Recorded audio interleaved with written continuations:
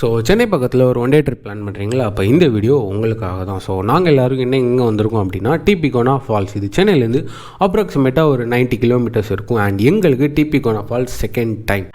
2 பேரா மாமி?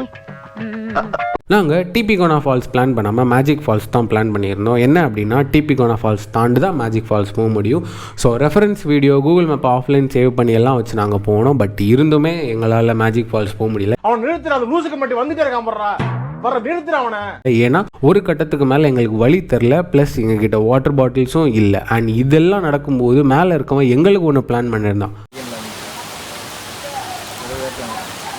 ஐயோ கடவுளே கடவுளே. அண்ட் இதனால இல்லாமல் செவரல் ரீசன்ஸ்னால நாங்கள் மேஜிக் ஃபால்ஸ் போக முடியாமல் எங்களுக்கு கிடச்ச இடத்துல நாங்கள் நல்லா குளித்து என்ஜாய் பண்ணிட்டு நாங்கள் திரும்ப வந்துட்டோம். அண்ட் இந்த மேஜிக் ஃபால்ஸ் போகிறது ஃப்ளாப் ஆனது இது 2வது வாட்டி. உண்மையில் இந்த காடுக்கு ஒரு உருவம் இருந்துச்சுன்னா